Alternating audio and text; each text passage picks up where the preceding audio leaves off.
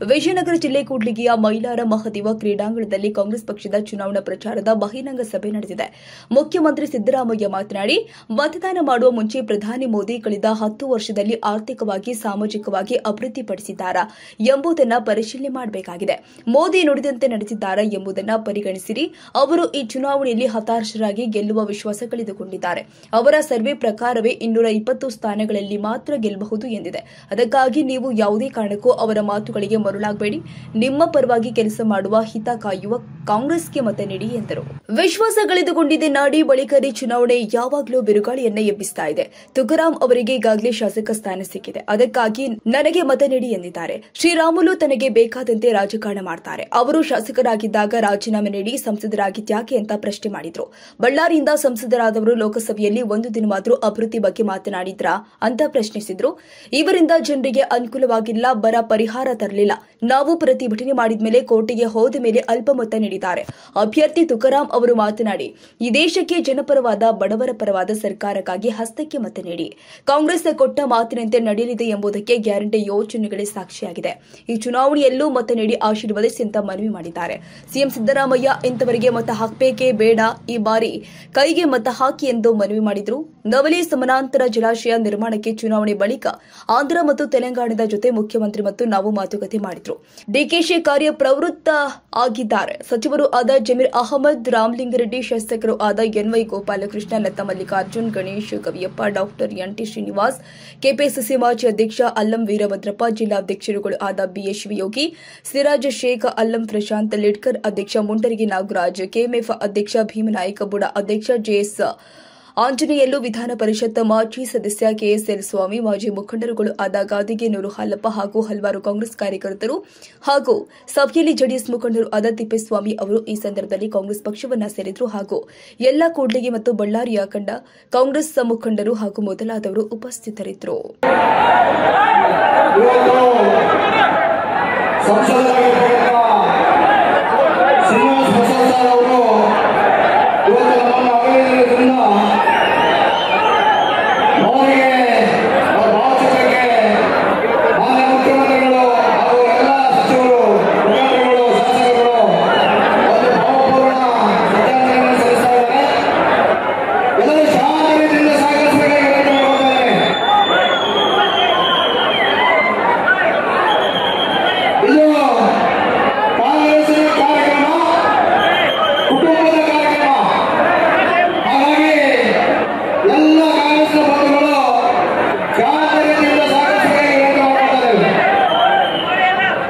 ದಯಮಾಡಿ ಯಾವಾಗಲೂ ಕೂಡ ಕೂತ್ಕೊಳ್ಳೋದು ಮುಖಾಂತರ ಕಾರ್ಯಕ್ರಮದಲ್ಲಿ ಭಾಗಿಯಾಗಬೇಕು ಅಂತ ಕೇಳಬೇಕಾದ್ರು.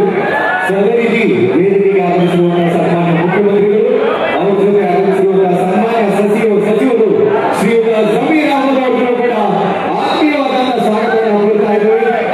ದಯಮಾಡಿ ವೇದಿಕೆಯಲ್ಲಿ ಉಪಸ್ಥಿತರಿರುವಂತಹ ಎಲ್ಲ ನಮ್ಮ ಮುಖಂಡರು, ಸನ್ಮಾನ್ಯ ಶ್ರೀ ಶ್ರೀನಿವಾಸ್ ಪ್ರಸಾದ್ ಅವರ ನೆನಪಿನಲ್ಲಿ ತಾವೆಲ್ಲರೂ ಕೂಡ 1 ನಿಮಿಷಗಳ ಮೌನಾಚರಣೆಯನ್ನು ಮಾಡೋದ್ರ ಮುಖಾಂತರ ತಾವೆಲ್ಲರೂ ಕೂಡ ಸನ್ಮಾನ್ಯ ಶ್ರೀ ಶ್ರೀನಿವಾಸ್ ಪ್ರಸಾದ್ ಅವರ ಆತ್ಮಕ್ಕೆ ಶಾಂತಿ ಸಿಗಲಿ ಅಂತ ನಾವೆಲ್ಲರೂ ಕೂಡ ಕೋರಬೇಕು ಅಂತ ಕೇಳ್ಬೇಕಾಗಿದೆ. ದಯಮಾಡಿ ತಾವೆಲ್ಲರೂ ಕೂಡ 1 ನಿಮಿಷದ ಮೌನಾಚರಣೆಯಲ್ಲಿ ತಾವೆಲ್ಲರೂ ಭಾಗಿಯಾಗಬೇಕು ಅಂತ ಕೇಳ್ಬೇಕಾಗಿದೆ. ದಯಮಾಡಿ ಎಲ್ಲರೂ ಎದ್ದು ನಿಂತುಕೊಂಡು ನಮ್ಮ ಕೇಂದ್ರ ಸಚಿವರು, ರಾಜ್ಯ ಸಚಿವರಾಗಿರುವಂತಹ ಹಾಲಿ ಲೋಕಸಭಾ ಸದಸ್ಯರಾಗಿರುವಂತಹ ಶ್ರೀನಿವಾಸ್ ಪ್ರಸಾದ್ ಅವರನ್ನ ಅವರ ಆತ್ಮಕ್ಕೆ ಶಾಂತಿ ಸಿಗಲಿ ಅಂತ ಹೇಳಿ 1 ನಿಮಿಷದ ಮೌನಾಚರಣೆಯಲ್ಲಿ ತಾವೆಲ್ಲರೂ ಭಾಗಿಯಾಗಬೇಕು.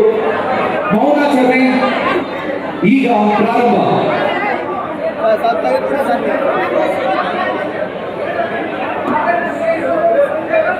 ಸರ್ ನೀವು ಅಡ್ಡ ಬರ್ಬೇಡ್ರಿ ಸರ್, ನಿಮ್ಮ ತಲೆ ಕಾಣೋದು ಬರ್ರಿ, ನ್ಯೂಸ್ ನೋಡೋಣ, ನಿಮ್ಮ ತಲೆ ನೋಡೋಣ ಅಂತ.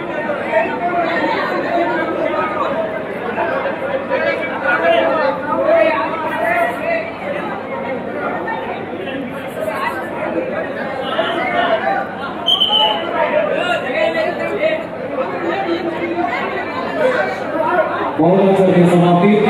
ದಯಮಾಡಿ ಎಲ್ಲರೂ ಕೂಡ ಸಮಾಧಾನದಿಂದ ಈ ಒಂದು ಕಾರ್ಯಕ್ರಮದಲ್ಲಿ ಭಾಗಿಯಾಗಬೇಕಾಗಿದೆ. ಇದು ನಿಮ್ಮದೇ ಕಾರ್ಯಕ್ರಮ, ಬೇರೆ ಯಾರೂ ಅಲ್ಲ.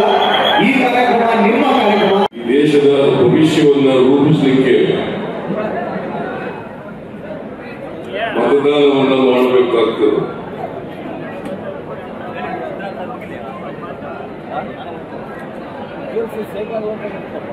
ಕಳೆದ 10 ವರ್ಷಗಳಿಂದ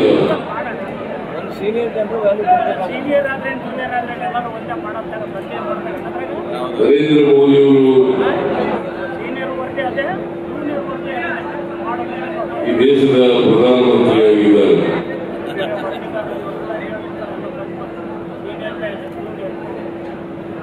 ಮತ್ತೊಮ್ಮೆ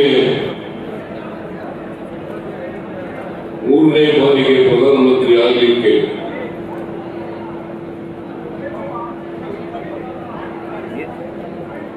ಜನರ ಬಳಿ ಮತಯಾಚನೆಯನ್ನು ಮಾಡ್ತಾ ಇದ್ದಾರೆ.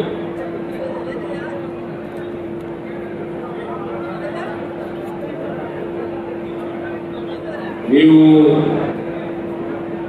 ಮತದಾನ ಮಾಡೋದಕ್ಕಿಂತ ಎರಡು ಪ್ರಶ್ನೆಗಳನ್ನ ನಾನು ಸಾಹೇಬರು ಹೇಳಲಿಕ್ಕೆ ಇಷ್ಟಪಡ್ತೀನಿ. ಸರ್, ನಾನು ಕಷ್ಟಕಾಲದಲ್ಲಿದ್ದಾಗ ಬಹಳ ಅನಿರೀಕ್ಷಿತವಾಗಿ ನಾನು ಈ ಒಂದು ಕ್ಷೇತ್ರ ಕಾಲಿಟ್ಟಾಗೆ ನನಗೆ ಗೊತ್ತು ಪರಿಚಯ ಯಾರು ಇಲ್ಲ, ನನಗೆ ಯಾರು ಪರಿಚಯನೇ ಇದ್ದಂಥ ಸಂದರ್ಭದಲ್ಲಿ ಪಕ್ಷ ಯಾವುದೂ ಪಕ್ಷ ನೋಡಲೇ ಇಲ್ಲ, ವ್ಯಕ್ತಿ ನೋಡಿ ಗೆಲ್ಲಿಸ್ತಕ್ಕಂಥ ಒಂದು ತಾಕತ್ ಏನಾದ್ರಿಂದ ಅಂತ ಅದು ಕೂಡ್ಲಿ ಕ್ಷೇತ್ರದ ಆ ಕ್ಷೇತ್ರಕ್ಕೆ ಬಂದಿರ್ತಕ್ಕಂಥ ವ್ಯಕ್ತಿ ಯಾವ ಪಕ್ಷ ನೋಡಲಿಲ್ಲ ಸರ್. ಅವತ್ತು ಆಶೀರ್ವಾದ ಮಾಡಿ MLA ಮಾಡಿದ್ರು, ರೋದಲ್ಲಿದ್ವಿ. ಮುಖ್ಯವಾಗಿರ್ತಕ್ಕಂಥದ್ದು 100ಕ್ಕೆ 80 ಭಾಗದಲ್ಲಿ ಕೆಲಸ ಕೂಡ ನಾವೆಲ್ಲ ಮಾಡಿಬಿಟ್ಟಿದ್ವಿ ಕ್ಷೇತ್ರದಲ್ಲಿ. ಉಳಿದಿರ್ತಕ್ಕಂಥ ಪ್ರಮುಖವಾಗಿ ಬೇಡಿಕೆ ಇರ್ತಕ್ಕಂಥ ನಮ್ಮ ಪತ್ರಕರ್ತರು ಎಲ್ಲ ಮಿತ್ರರು ಸ್ನೇಹಿತರುಗಳೆಲ್ಲ ಇದ್ದಾರೆ. ಮುಖ್ಯವಾಗಿರ್ತಕ್ಕಂಥ ಬೇಡಿಕೆ ಒಂದು ನೀರಾವರಿ ಯೋಜನೆ, ಎರಡನೇದಾಗಿ ಕೂಡ್ಲಿಗಿ ಕ್ಷೇತ್ರನ ವಿಜಯನಗರ ಜಿಲ್ಲೆಗೆ ಸೇರಿಸಬೇಕು ಅಂತ ಇವೆಲ್ಲವೂ ಕೂಡ ನಾವು ಮಾಡಿದ್ವಿ ಸರ್.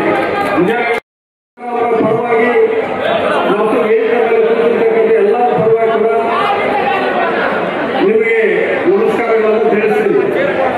ಜೊತೆಯಲ್ಲಿ ಅವಮಾನವನ್ನು ಮಾಡತಕ್ಕಂಥ ಕೆಲಸವನ್ನು ಮಾಡಿಲ್ಲ.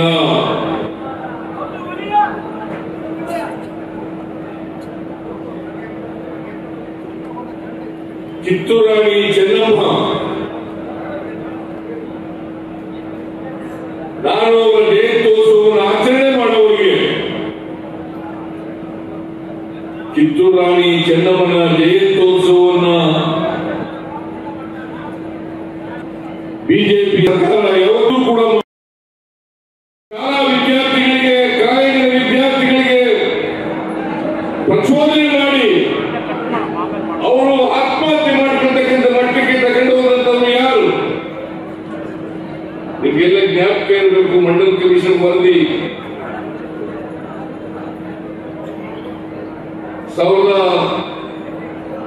1990 ಇಸ್ವಿಯಲ್ಲಿ VP ಸಿಂಗ್ರವರು ಜಾರಿ ಮಾಡ್ತೀನಿ ಅಂತಂದಾಗ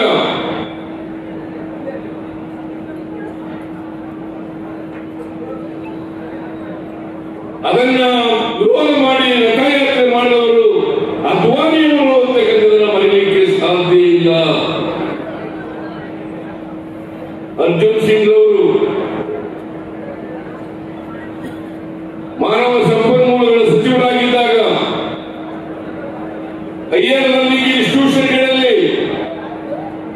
IIT, IIM, IIC, IISc ಅಲ್ಲಿ ಮೀಸಲಾತಿಯನ್ನು ನರೇಂದ್ರ ಮೋದಿಯವರು 10 ವರ್ಷಗಳಲ್ಲಿ ಈ ದೇಶವನ್ನ ಆರ್ಥಿಕವಾಗಿ, ಸಾಮಾಜಿಕವಾಗಿ, ರಾಜಕೀಯವಾಗಿ ಅಭಿವೃದ್ಧಿ ಪಡಿಸಿದ್ದಾರೆ ಅಂತಕ್ಕಂಥ ವಿಚಾರವನ್ನ ತಾವು ಪರಿಶೀಲನೆ ಮಾಡಬೇಕು ಅಂತಕ್ಕಂಥದ್ದು ನನ್ನ ಮನವಿ.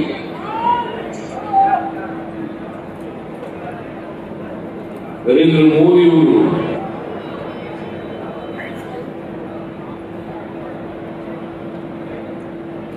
ಈ 10 ವರ್ಷಗಳಲ್ಲಿ ನುಡಿದಂತೆ ನಡೆದಿದ್ದಾರಾ? ಕೊಟ್ಟ ಮಾತನ್ನ ಉಳಿಸಿಕೊಂಡಿದ್ದಾರಾ?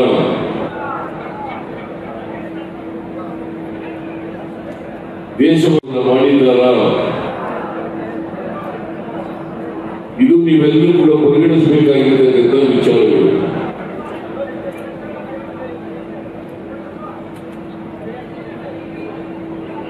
ನರೇಂದ್ರ ಮೋದಿಯವರು ಈ ಚುನಾವಣೆಯಲ್ಲಿ ಹತಾಶರಾಗಿದ್ದಾರೆ.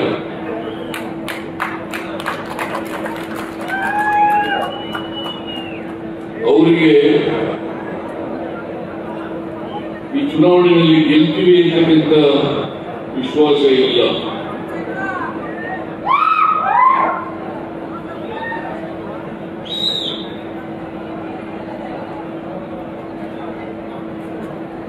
ಅವರ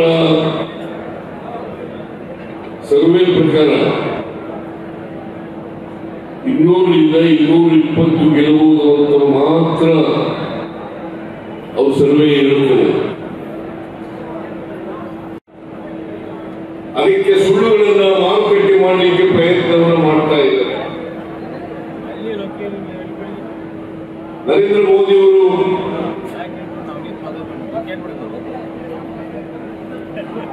ಹೆಚ್ಚು ಕರ್ನಾಟಕಕ್ಕೆ ಕಾನ್ಸಂಟ್ರೇಟ್ ಮಾಡ್ತಾ ಇದ್ದಾರೆ.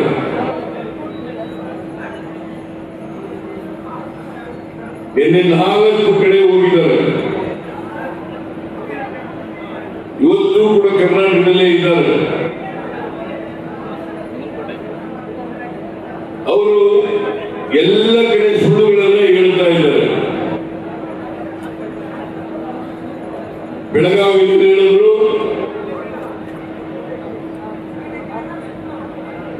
ಶಿವಾಜಿ ಮಹಾರಾಜರಿಗೆ,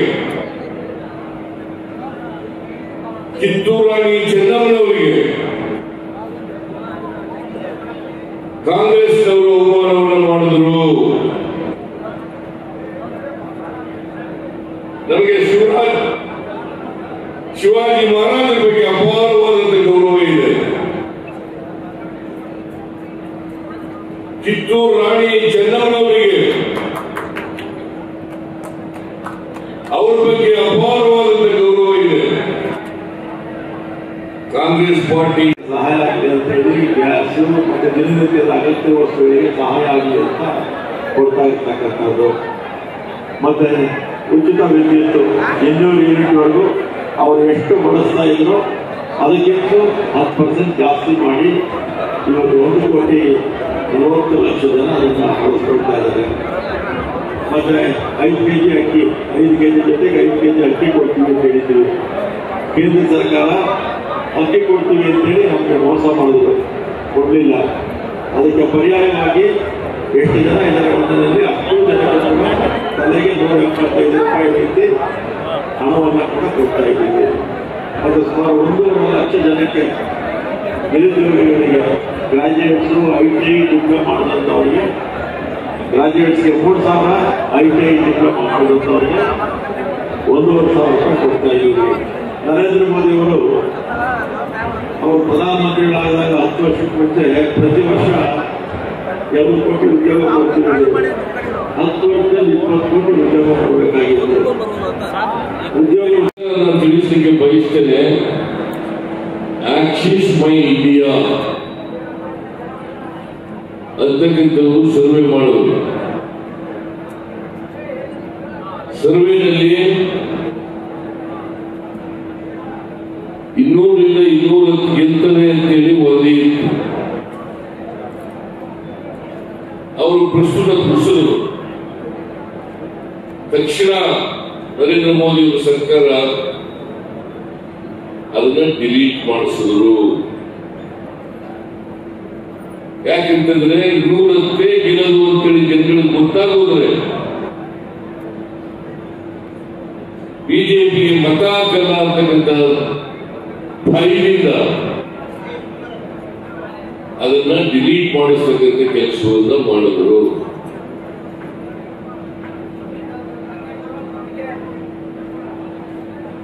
ಕರ್ನಾಟಕದಲ್ಲಿ ಕಳೆದ ಲೋಕಸಭಾ ಚುನಾವಣೆಯಲ್ಲಿ 28ಕ್ಕೆ 25 ಸ್ಥಾನಗಳನ್ನು ಗೆದ್ದಿದ್ದರು.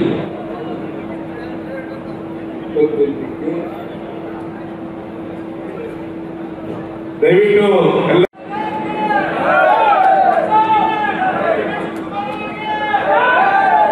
ಇನ್ನು ಅರ್ಧ ಗಂಟೆಯಲ್ಲಿ ನನ್ನ ಭಾಷಣ ಮುಗಿಸ್ತೀನಿ.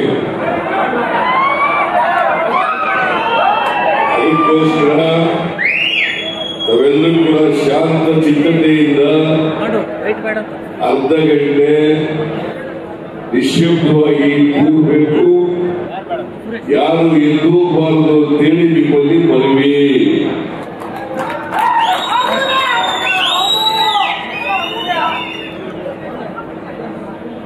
ಕಳೆದ ಲೋಕಸಭಾ ಚುನಾವಣೆಯಲ್ಲಿ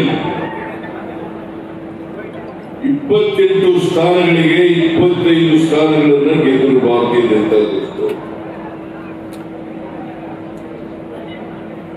ಯಾಕಂತಂದ್ರೆ ಜನರ ಮುಂದೆ ಭಾವನಾತ್ಮಕವಾದಂಥ ವಿಚಾರಗಳನ್ನ ಪ್ರಸ್ತಾಪ ಮಾಡಿದ್ರು, ಸುಳ್ಳುಗಳನ್ನ ಹೇಳಿದ್ರು. ಕಾಶ್ಮೀರದಲ್ಲಿ 370ನೇ ಆರ್ಟಿಕಲ್ ಅನ್ನು ರದ್ದು ಮಾಡ್ತೀವಿ ಅಂತೇಳಿ ರದ್ದು ಮಾಡಿದ್ರು. ಪುಲ್ವಾಮಾ ವಿಚಾರವನ್ನ ಪ್ರಸ್ತಾಪ ಮಾಡಿದ್ರು. ಜನರು ಈ ದೇಶ ರಕ್ಷಣೆ ಮಾಡೋರು ನರೇಂದ್ರ ಮೋದಿ ಅವರು ಮಾತ್ರ ಅಂತೇಳಿ ಓಟ್ ಕೊಟ್ಟು ಸಾರಿ. ಈ ಸಾರಿ ಯಾವುದು ಅವಮಾನ ಮಾಡಲಿಕ್ಕೆ ಸಾಧ್ಯನಾ? ನರೇಂದ್ರ ಮೋದಿ ಅವರು ಇಂಥ ಸುಳ್ಳುಗಳನ್ನ ಹೇಳ್ತಾರೆ. ಇನ್ನೊಂದು ಸುಳ್ಳು ಹೇಳಿದ್ದಾರೆ, ಅದೇನಪ್ಪ ಅಂತಂದ್ರೆ ಹಿಂದುಳಿದ ವರ್ಗದವರಿಗೆ, ದಲಿತರಿಗೆ ಕೊಟ್ಟಿರ್ತಕ್ಕಂಥ ಮೀಸಲಾತಿಯನ್ನ ಕಿತ್ತು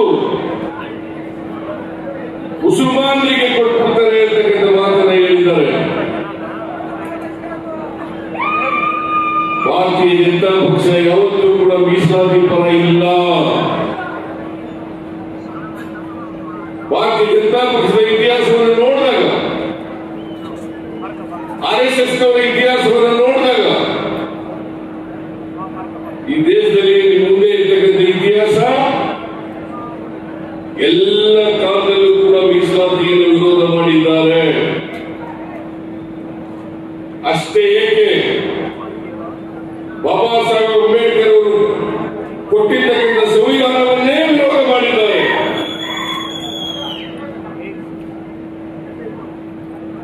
ನಿನ್ನೆ ಮೋಹನ್ ಭಾಗವತ್ ಅವರು ಹೇಳಿದ್ದಾರೆ, ನಾವು ಯಾವತ್ತೂ ಕೂಡ ಮೀಸಲಾತಿಗೆ ವಿರೋಧ ಇಲ್ಲ, ಹಿಂದೆನೂ ವಿರೋಧ ಇರಲಿಲ್ಲ, ಮುಂದೆನೂ ವಿರೋಧ ಇರಲಿಲ್ಲ ಅಂತ ಮಾತುಗಳನ್ನು ಹೇಳಿದ್ದಾರೆ. ಇದು ಅತ್ಯಂತ ಹಸಿ ಸುಳ್ಳು. ಮಂಡಲ್ ಕಮಿಷನ್ ವರದಿಯನ್ನು ವಿರೋಧ ಮಾಡಿದವರು ಯಾರು? ರಥಯಾತ್ರೆಯನ್ನ ಪ್ರಾರಂಭ ಮಾಡಿದವರು ಯಾರು? ಲಾಲೂ ಪ್ರಸಾದ್ ಯಾದವ್ ಅವರು ಮುಖ್ಯಮಂತ್ರಿಯಾಗಿ ಬಿಹಾರದಲ್ಲಿ ರಥಯಾತ್ರೆಯನ್ನು ತಡೆದದ್ದು ಯಾಕೆ? ಅಲ್ಲಿ ಶ್ರೀರಾಮುಲು ಮಂತ್ರಿ ಇದ್ರು, ಇಲ್ಲಿ ವಿಜಯನಗರದಲ್ಲಿ RS ಇದ್ರು, MLA ಮಂತ್ರಿ ಆದ್ರು. ನಿಮ್ಗೆ ಅಧಿಕಾರ ಇದ್ದರೆ ನೀವು ಏನ್ ಮಾಡಿದ್ರಿ? ಯಾವ ಹಣ ತಂದ್ರಿ? ಏನ್ ಅಭಿವೃದ್ಧಿ ಮಾಡಿದ್ರಿ? ನಿಮ್ ಡಬಲ್ ಇಂಜಿನ್ ಗವರ್ಮೆಂಟ್ ಇತ್ತು, ನುಡಿದಂತೆ ನಡೆದ್ರ? ಬಿಜೆಪಿಯವರು ಮಾತು ಕೊಟ್ಟರು, ಮಾತಂತೆ ಏನಾದ್ರು ಆಯ್ತಾ? ರೈತರ ಬದುಕಿನಲ್ಲಿ ಏನಾದ್ರು ಬದಲಾವಣೆ ಆಯ್ತಾ? ಅಚ್ಚೇ ದಿನ ಬಂತ? 15 ಲಕ್ಷ ನಿಮ್ಮ ಅಕೌಂಟ್ ಬಂತ? ಇಷ್ಟು ಪ್ರಶ್ನೆ ನೀವು ಕೇಳಬೇಕು.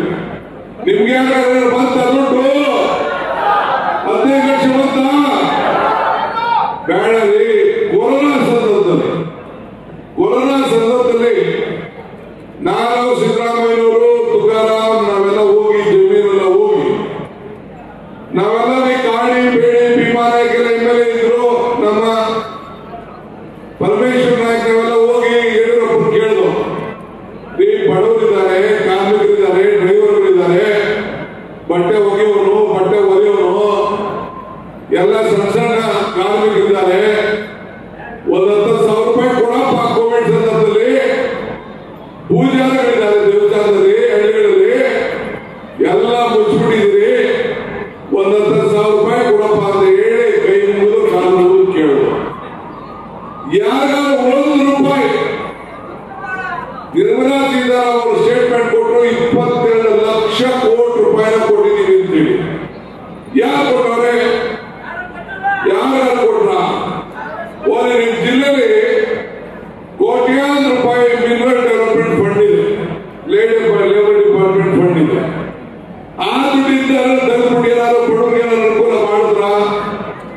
ಯಾವ ಅನುಕೂಲಗಳು ಮಾಡಲಿಲ್ಲ.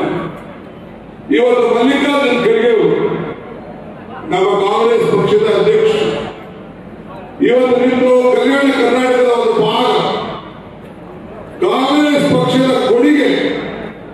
ನಾನು ಯಾವಾಗಲೂ ಒಂದು ಮಾತು ಹೇಳ್ತಾ ಇದ್ದೇನೆ, ಕಾಂಗ್ರೆಸ್ ಶಕ್ತಿ ದೇಶದ ಶಕ್ತಿ, ಕಾಂಗ್ರೆಸ್ ಇತಿಹಾಸ ದೇಶದ ಇತಿಹಾಸ.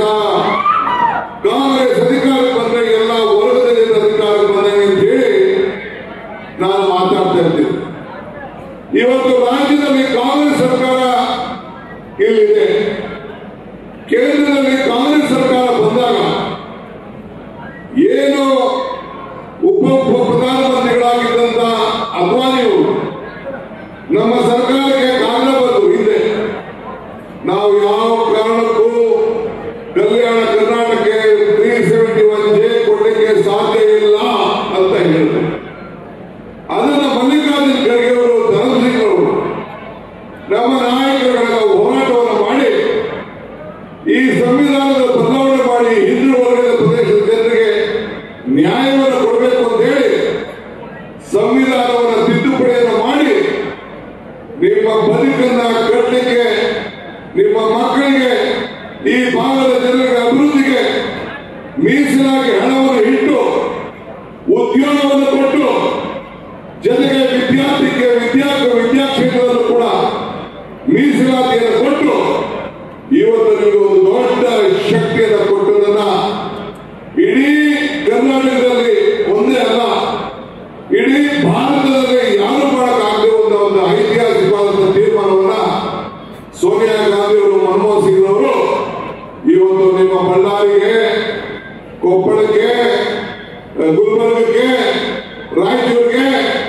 ಯಾದಗಿರಿಗೆ, ಈ ಕಲ್ಯಾಣ ಕರ್ನಾಟಕಕ್ಕೆ ಕೊಟ್ಟಂತ ಶಕ್ತಿನ ಎಲ್ಲ ಪಾರ್ಟಿಯವರು ಪಕ್ಷ ಭೇದವನ್ನು ಮರೆತು, ಜಾತಿ ಧರ್ಮವನ್ನು ಮರೆತು ಒಂದೇ ಒಂದು ಪಾರ್ಟಿ ನಮ್ಮ ಬದುಕಿಗೆ ಅನುಕೂಲ ಮಾಡಿಕೊಟ್ಟಿದೆ, ಕಾಂಗ್ರೆಸ್ ಪಾರ್ಟಿ ಅಂತ ಹೇಳಿ ಎಲ್ಲರೂ ಕೂಡ ಒಟ್ಟಿಗೆ ಓಟ್ ಹಾಕಲೇಬೇಕಾದಂತ ಒಂದು ಪರಿಸ್ಥಿತಿಯನ್ನು ಇವತ್ತು ನಿರ್ಮಾಣ ಆಗಿದೆ. ಸೋನಿಯಾ ಗಾಂಧಿ ಕಿ, ರಾಹುಲ್ ಗಾಂಧಿ ಕಿ, ಮಲ್ಲಿಕಾರ್ಜುನ್ ಖರ್ಗೆ ಕಿ. ಬಂಧುಗಳೇ, ವೇದಿಕೆಯಿಂದ ಮುಖ್ಯಮಂತ್ರಿಗಳಾದ ಸಿದ್ದರಾಮಯ್ಯ ಸಾಹೇಬ್ರೆ,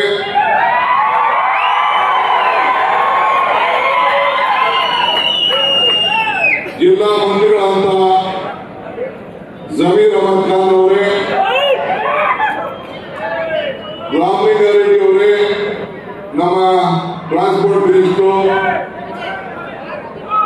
ನಮ್ಮ ಕ್ಯಾಂಡಿಡೇಟ್ ತುಕಾರಾಮ್ ಅವರೇ,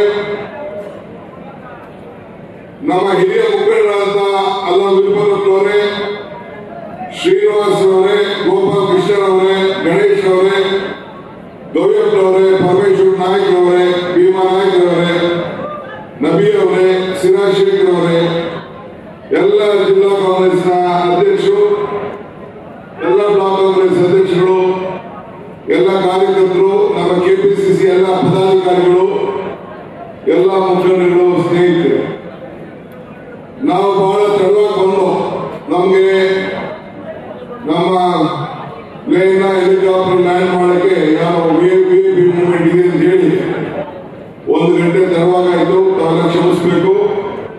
ಹೊರಗಡೆ ಎಷ್ಟು ಜನ ಇದ್ರೆ ಅದಕ್ಕೆ 2 ಜನ ಈ ಬಿಸಿಲು ತಡಿಲಾದ ಜಾಗ ಇಲ್ಲ ಅಂತ ಹೇಳಿ ವಾಪಸ್ ಹೋಗ್ತಾ ಇದ್ರು. ಮೊದಲು ನಾನು ಈ ಜಿಲ್ಲೆಯ ಮಹಾಜನತೆ ರಾಹುಲ್ ಗಾಂಧಿ ಅವರು ಭಾರತ್ ಜೋಡೋ ಯಾತ್ರೆ ಆದ್ಮೇಲೆ 1 ಸೀಟು 2 ಸೀಟ್ ಬಿಟ್ಟು ಎಲ್ಲ ಕಡೆ ನಮ್ಮ ಕಾಂಗ್ರೆಸ್ ಅಭ್ಯರ್ಥಿಗಳನ್ನ ಗೆಲ್ಲಿಸಿ ಬಳ್ಳಾರಿಯ ಲೋಕಸಭಾ ಕ್ಷೇತ್ರದಲ್ಲಿ ನಾವು ಒಂದು ದೊಡ್ಡ ಶಕ್ತಿಯನ್ನ ಕೊಟ್ಟಿದ್ದೀರಿ. ನಿಮ್ಮೆಲ್ಲರೂ ಕೂಡ ನಾನು 1 ಕೋಟಿ ನಮಸ್ಕಾರಗಳನ್ನ ಅರ್ಪಿಸಲಿಕ್ಕೆ ನಾನು ಬಯಸ್ತಾ ಇದ್ದೇನೆ.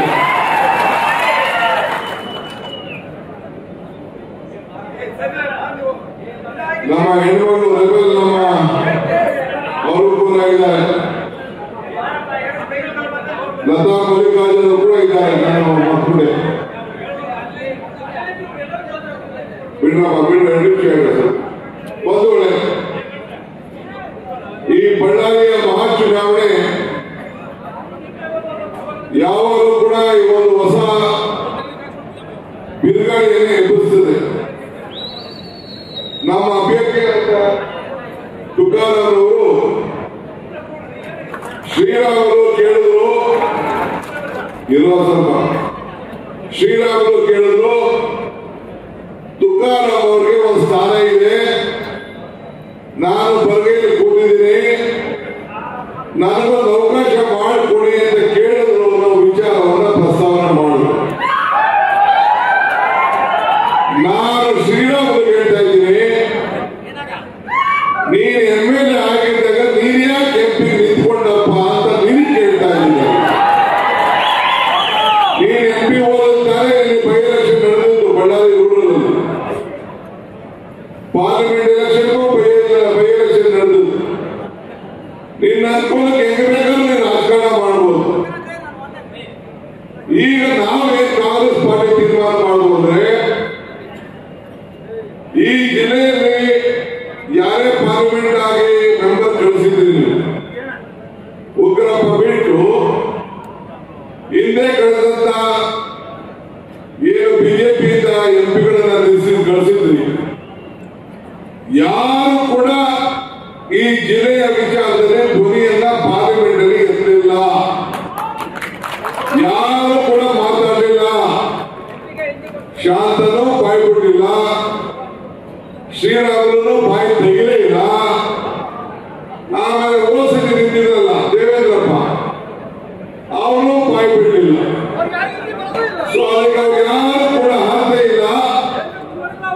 3 ಬಾರಿ 4 ಬಾರಿ MLA ಆಗಿ ಮಾಜಿ ಮಂತ್ರಿ, ಒಬ್ಬ MBA ಗ್ರಾಜುಯೇಟು, ನಿಮ್ಮ ಸ್ಥಳೀಯ, ಇವತ್ತು ಸಭ್ಯ ಸೌಮ್ಯ ಶುದ್ಧ ಹಸ್ತ, ಇವೆಲ್ಲ ಕೂಡ ಇದೆ ಸೇರಿ ಕಾಂಗ್ರೆಸ್ ಪಕ್ಷ. ನಾವು ನಮ್ಮ ಬಳ್ಳಾರಿ ಒಂದು ಇತಿಹಾಸವುಳ್ಳಂತಹ ಒಂದು ಜಿಲ್ಲೆ, ಕೃಷ್ಣದೇವರಾಯನ ಕಾಲದಲ್ಲೂ ಕೂಡ ಇದಕ್ಕೊಂದು ಚರಿತ್ರೆ ಇದೆ.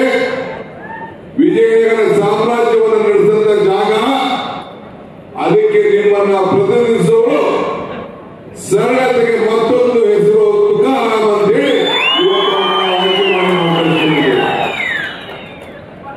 ನೀವು ಬಿಜೆಪಿ ಫ್ರೆಂಡ್ಗಳು ಕೇಳಬೇಕು, ಜೋರ ಧ್ವನಿಯ ಜಯಂತಿ ಹೇಳಿ ಸರ್. ಇವತ್ತು ಬಾಬಾ ಸಾಹೇಬ್ ಅಂಬೇಡ್ಕರ್ ಸಂವಿಧಾನ ಕೊಟ್ಟಿಲ್ಲ ಅಂದ್ರೆ ನೀವಲ್ಲಿ ಕೂಡೋದಲ್ಲ, ನಾವು ಇಲ್ಲಿ ನಿಲ್ಲಕ್ಕಾಗ್ತಾ ಇಲ್ಲ. ಅವ್ರ ಸಂವಿಧಾನ ಕೊಟ್ಟಿದ್ದ ಕಾರಣಕ್ಕೆ ನೀವಲ್ಲಿ ಕೂತಿದ್ರೆ ನಾವು ನಿಂತಿದ್ದೀವಿ. ಸ್ವಲ್ಪ ಜೋರ ಧ್ವನಿಯ ಜಯಂತಿ ಹೇಳಿ. ಜೈ ಭೀಮ್, ಜೈ ಭೀಮ್, ಜೈ ಜೈ ಭೀಮ್.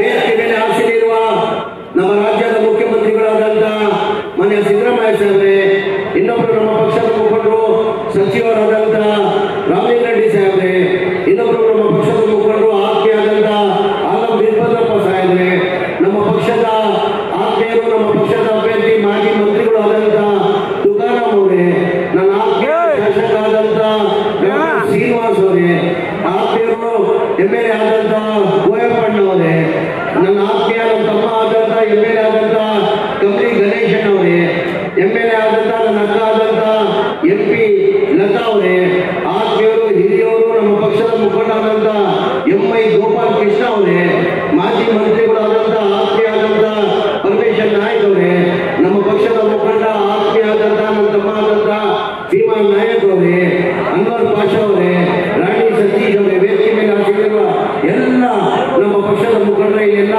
ಆತ್ಮೀಯರೇ, ನಮಗೆಲ್ಲ ಗೊತ್ತೈತೆ ಇವತ್ತು ನಮ್ಮ ಮಾನ್ಯ ಮುಖ್ಯಮಂತ್ರಿಗಳು ನಮ್ಮ ತುಕಾರಾಮ್ ಅವರು ಪ್ರಚಾರಕ್ಕೋಸ್ಕರ ಇಲ್ಲಿ ಬಂದಿರೋದು ನಮಗೆಲ್ಲ ಗೊತ್ತಿರೋದು ವಿಚಾರ.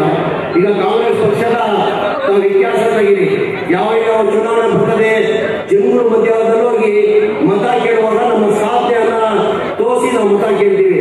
ನಾವು ಇಂಥ ನಮ್ಮ ಸರ್ಕಾರ ಇತ್ತು, ನಮ್ಮ ಸರ್ಕಾರ ಇರುವಾಗ ಇಂಥ ಕೆಲಸ ಮಾಡ್ತೀವಿ, ನಮ್ಮ ಸರ್ಕಾರ ಮುಂದೆ ಬಂದ್ರೆ ನಾವು ಇಂಥ ಕೆಲಸ ಮಾಡ್ತೀವಿ ಅಂತ ನಮ್ಮ ಸಾಧನೆಯನ್ನ ತೋರಿಸಿ ನಾವು ಮತ ಕೇಳ್ತೀವಿ. ಬಿಜೆಪಿ ಅವರು ಯಾವ ತರ ಸಾಧನೆ ತೋರಿಸಿದಾರೆ? ಸಾಧ್ಯ 0, ಏನು 0 ಇಲ್ಲ, ಬರೀ ಹಿಂದೂ ಮುಸಲ್ಮಾನ್ ಅಂತ ತೋರಿಸಿ ಮತ ತಗೊಳ್ಳಕ್ಕೆ ಪ್ರಯತ್ನ ಮಾಡ್ತಾ ಇದ್ದಾರೆ. ನಮಗೆಲ್ಲ ಗೊತ್ತಿದ್ದಂಗೆ 2023 ಚುನಾವಣೆಯಲ್ಲಿ ನಮ್ಮ ನಾಯಕರಾದಂತಹ ಸಿದ್ದರಾಮಯ್ಯ ಅವರು ಪ್ರಚಾರ ಟೈಮಲ್ಲಿ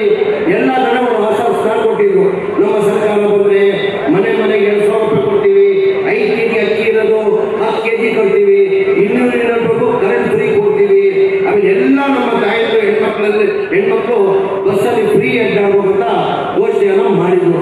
ಆ ನಿರೀಕ್ಷೆ ಮೇಲೆ ಅಂತಕ್ಕಾಗಿ ನಮ್ಮ ಕಾಂಗ್ರೆಸ್ ಸರ್ಕಾರಕ್ಕೆ 136 ಸೀಟ್ ಬಂದು ನಮ್ಮ ಸರ್ಕಾರ ಬರಕ್ಕೆ ಸಾಧ್ಯ ಆಯಿತು. ಮನೆ ಸಿದ್ದರಾಮಯ್ಯ ಅವರು ಮುಖ್ಯಮಂತ್ರಿ ಆಗಕ್ಕೆ ಸಾಧ್ಯ ಆಯಿತು. ವಿರೋಧ ಪಕ್ಷದವ್ರು ಏನಂದ್ರು, ಈ ಗ್ಯಾರಂಟಿ ಕೊಡಕ್ ಸಾಧ್ಯ ಆಗಲ್ಲ, ಈ ಗ್ಯಾರಂಟಿ ಕೊಡ್ಬೇಕಾದ್ರೆ ಕನಿಷ್ಠ 55,000 ಕೋಟಿ ಕೊಡ್ಬೇಕಾಗ್ತದೆ, ಈ ಗ್ಯಾರಂಟಿ ಕೊಡಕ್ಕೆ ಸಾಧ್ಯನೇ ಆಗಲ್ಲ. ನಮ್ಮ ಸರ್ಕಾರ ಬಂದು ಮನೆ ಸಿದ್ದರಾಮಯ್ಯ ಅವರು ಮುಖ್ಯಮಂತ್ರಿ ಆಗಿ ಒಂದೇ ತಿಂಗಳಲ್ಲಿ ಈ 5 ಗ್ಯಾರಂಟಿಯನ್ನ ಲಾಗು ಮಾಡಿದ್ವಿ. ಮಾಡಿದೀವೇನೋ 2,000 ಮನೆ ಬರ್ತಾ ಇದೆ ತಾನೆ, 2,000 ಬರ್ತಾ ಇದೆಯಲ್ಲೋ, 10 ಕೆಜಿ ಅಕ್ಕಿ ಬರ್ತಾ ಇದೆಯಲ್ಲೋ, 200 ಯೂನಿಟ್ ಕರೆಂಟ್ ಫ್ರೀ ಬರ್ತಾ ಇದ್ದಾನೆ. ಎಲ್ಲ ನಮ್ಮ ಹೆಣ್ಮಕ್ಳು ಬಸ್ಸಲ್ಲಿ ಫ್ರೀ ಅಡ್ಡಾಡ್ತಾ ಇದ್ದಾರೆ. ಇಲ್ಲೋ ಹೌದಾನೆ? ಹಂಗೆ